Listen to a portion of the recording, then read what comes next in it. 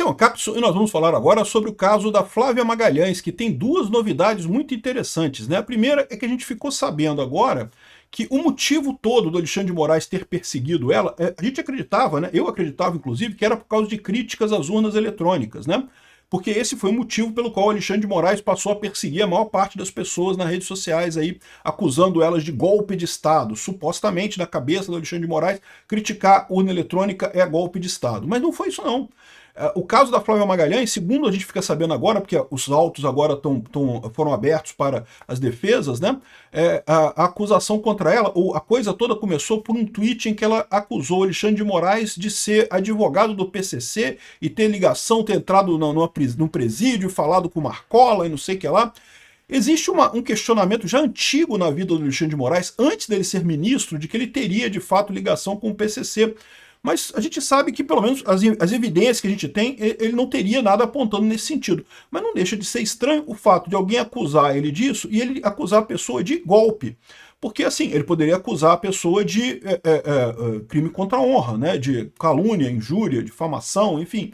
Poderia acusar desse tipo de crime, mas não de golpe. Isso não é golpe. Você fala, mesmo que seja uma acusação injusta contra ele, supostamente, eu não sei, né? Aliás, o fato dele fazer isso contra essa moça me faz crer que ele está muito incomodado com essa acusação, né? Excepcionalmente incomodado com essa acusação. Será que isso significa que tem alguma coisa de verdade nisso daí, né? Fica estranho, porque existem mecanismos para esse caso. Ele poderia ter aberto uma denúncia, feito uma queixa, né, contra ela por calúnia, injúria, difamação. Vamos entender esse caso aqui e vamos falar também sobre o caso do Elon Musk, que botou a equipe de advogados à disposição dela, o que é uma coisa muito positiva. Essa notícia foi sugerida por Ninguém Indica Mais Que o Peter, fã da Miku Nerdola e várias outras pessoas. Obrigado aí ao pessoal que sugeriu notícias lá no nosso site, no visãolibertaria.com. E obrigado a você que está assistindo o nosso vídeo. Se você gosta do nosso conteúdo, por favor, deixe o seu like e se inscreva aqui no canal, né? Então, olha só, saiu esse vídeo aqui que chamou muita atenção, né?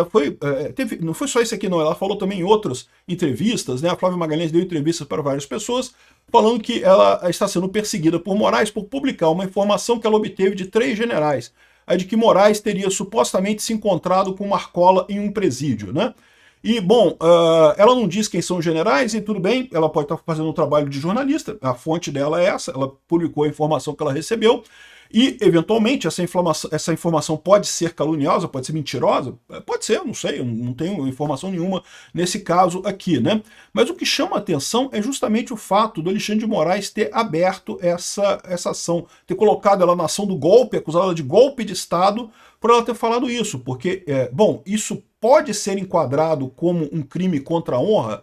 Em tese pode, né? Crimes contra a honra, vocês sabem, calúnia, injúria e difamação, está aqui no Código Penal. Aqui, ó, caluniar alguém imputando-lhe falsamente algo definido como crime. Bom, o Alexandre de Moraes se encontrar com Marcola numa prisão em Brasília seria um crime? Não sei nem se seria um crime, porque, né, depende da conversa que eles tiveram lá. Em princípio, não, né? Mas poderia ser difamação, difamar alguém imputando-lhe ato ofensivo à sua reputação. Poderia ser uma injúria também, ofender a dignidade ou decoro da pessoa. Vocês sabem que eu, como libertário, eu sou contra esse conceito de crimes contra a honra, né? A sua honra não pertence a você, pertence às outras pessoas. Então, isso não seria um crime, mas, de qualquer forma, na lei brasileira é assim que está escrito, né?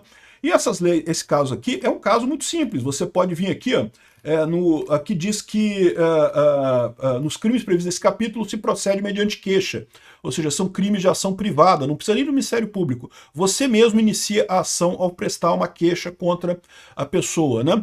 Então ele poderia ter feito isso, bastava prestar uma queixa contra a Flávia Magalhães, né? E daí proceder da forma correta. Ele já fez isso aqui. Aqui, ó. Justiça condena criminalista que acusou Moraes de ser advogado do PCC. Então ele entrou com uma queixa-crime contra o cara, o advogado criminalista Celso Machado Vendramini, ele teve que indenizar o Alexandre de Moraes 50 mil reais por danos morais, por conta de ter chamado ele de advogado do PCC, né?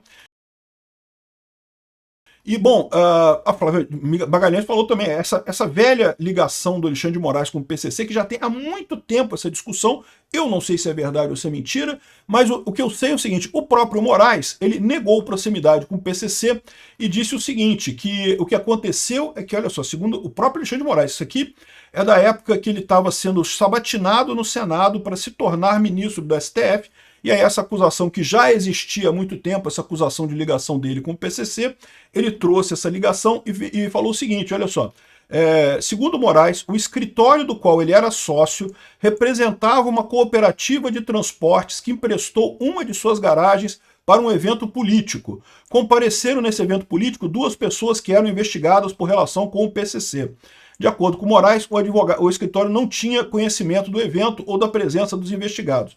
É importante notar que, mesmo que tivesse conhecimento, o escritório de advocacia advogar para alguém não é crime, né? Ou seja, um advogado ou um escritório de advocacia pode defender o PCC, não tem nada de errado nisso. Não é criminoso. Mesmo o criminoso mais vil no mundo, ou aqui no Brasil, ele tem o direito de ser representado por um advogado. Esse advogado vai defender o criminoso. Quer dizer que o advogado é criminoso? Que o advogado gosta do criminoso? Que o advogado apoia o criminoso? Não, a atividade de advogado é independente de qualquer coisa com um crime em questão. Um advogado pode defender o criminoso mais vil do mundo, não quer dizer que esse advogado goste do criminoso ou que ele apoie o criminoso. Não, ele está defendendo o criminoso, é um direito que tem dentro do devido processo legal, né? Então, mesmo que, por hipótese, o escritório do Alexandre de Moraes estivesse representando o PCC diretamente, isso não significa que seja algo errado. Por isso que eu acho estranho o fato de, por exemplo, ele ter condenado, do cara ter sido condenado por chamar ele de advogado do PCC. Porque, de novo, chamar alguém de advogado do PCC não quer dizer que essa pessoa, que o advogado do PCC seja criminoso. Não é um crime isso, né? E, no entanto, aparentemente, ele ganhou essa ação, né? Entende como a justiça brasileira funciona, né? Existem pessoas e pessoas dentro da justiça brasileira, né? Enfim, mas o ponto importante aqui é que essa acusação é uma acusação antiga. Diga-se de passagem, essa acusação foi levantada pela esquerda, porque justamente era contra a indicação do Alexandre de Moraes para o STF, lá quando ele foi indicado pelo Temer, né? Então, a esquerda levantou muitas dessas acusações contra o Alexandre de Moraes. Então, por algum motivo, a esquerda levantar essas acusações não é um problema para o Alexandre de Moraes. Isso se torna um problema quando alguém da direita fazendo a mesma acusação. Aí não é só uma acusação de crime contra a honra, é mais do que isso, é um golpe de Estado. A pessoa fazendo um golpe de Estado, se é alguém da direita fazendo isso, aparentemente foi isso que aconteceu com a Flávia Magalhães. Esse foi o tweet que importou, que ele fez o Alexandre de Moraes botar ela no inquérito do golpe, né? E aí é muito estranho isso. Primeiro, por que ele está tão incomodado com alguém dizer essa ligação dele com o PCC, né? Assim, ele sabe que é mentira isso, então não faz diferença. E se ele achasse que isso daqui era realmente um ataque contra a honra dele, coisa e tal, ele poderia simplesmente ter aberto um processo, como já fez no passado, né, de pessoas que ligam ele com o PCC e eventualmente iria ganhar o processo da Flávia Magalhães. Por que ele colocou que ela é um atentado contra a democracia no Brasil? E eu vou dizer para vocês o porquê. A questão toda, a origem disso é justamente a sensação que o pessoal do STF está tendo pela primeira vez, na era da informação descentralizada e distribuída, das críticas que as pessoas fazem contra ele. O Alexandre de Moraes foi muito criticado pela imprensa esquerdista, pelos jornais de esquerda, quando ele foi indicado ao STF, mas a verdade é que isso daí são aqueles ataques institucionais tradicionais da esquerda, né? Não é ataque da população de verdade, não é o povo falando contra o STF. Qual que foi o problema que o STF enfrentou de fato? Quando o Bolsonaro assumiu o governo, ganhou a eleição, assumiu o governo, o Bolsonaro quis implementar a pauta dele, que incluía, por exemplo, liberação de armas e outras pautas. Só que o pessoal começou a perceber o seguinte, o Bolsonaro botava a lei de acordo com que ele tinha sido eleito para isso, né? O Bolsonaro foi eleito para facilitar o acesso às armas, então logo que ele entrou, ele fez um decreto que facilitava o acesso às armas, dentro do limite lá da presidência da República. Imediatamente o STF agiu como, não, que é proibido, não pode, que tem que anular isso tudo, não sei o que lá, e anularam a lei, os decretos do Bolsonaro, tudo, porque, ou seja, e aí o povo ficou ofendido com isso, por quê? Porque, caramba, a gente elegeu o Bolsonaro exatamente para isso, e agora o STF diz que não pode, então por que está elegendo o presidente? Se tudo vai ser bloqueado pelo STF, né? Esse sentimento que surgiu neste momento é a explicação perfeita de por que as pessoas se revoltaram contra o STF, começaram a criticar muito o STF, e veio nessa briga desde então. O STF não estava acostumado a ser criticado pelo povo de verdade. O STF nunca teve uma proximidade com o povo, porque também não tinha as redes sociais, então você nunca tinha essa ligação direta com o povo. Quando o STF percebeu isso, percebeu o quanto é odiado pelo povo brasileiro, ficaram assustados. Eles encaram como golpe as críticas que a população faz ao STF. Em última análise é isso.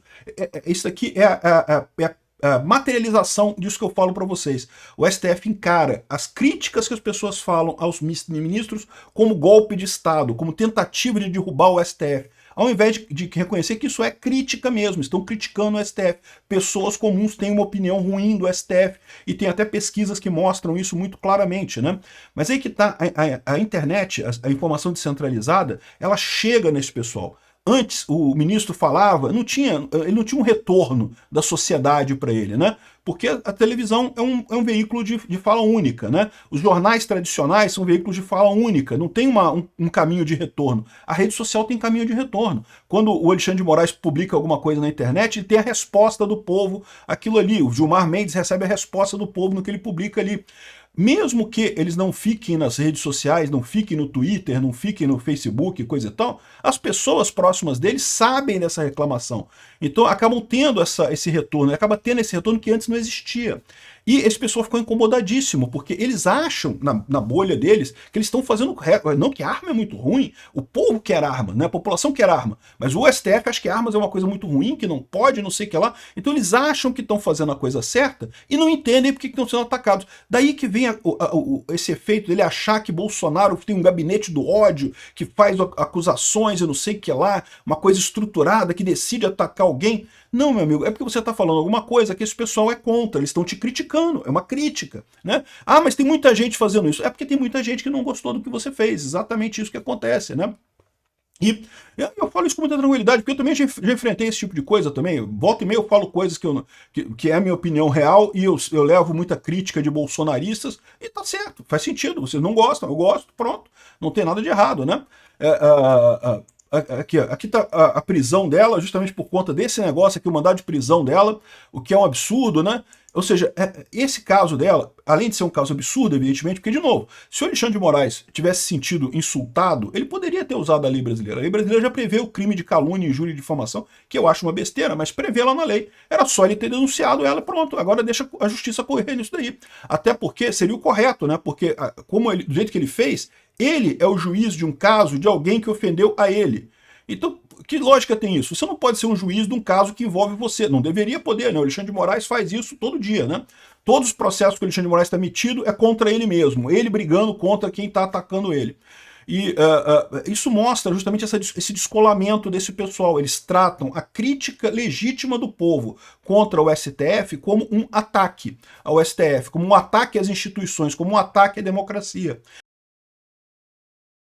Isso é extremamente preocupante, porque justamente é o ciclo do ditador. O ditador, ele começa fazendo coisas que a população não gosta, quando a população critica, ele entende a crítica como ataque, e daí ele aumenta a repressão, né? E quanto mais ele aumenta a repressão, mais ele recebe críticas, porque, né, as pessoas não gostam de serem reprimidas, e isso chega nesse ciclo vicioso que acaba numa ditadura completa, né? Vamos ver se a gente consegue reverter isso com a ajuda do Trump, com a ajuda do Elon Musk também aqui. O Elon Musk botou a equipe de advogados para ajudar a Flávia Magalhães lá nos Estados Unidos. Ela passou a receber apoio jurídico depois do mandado de prisão expedido pelo ministro do STF.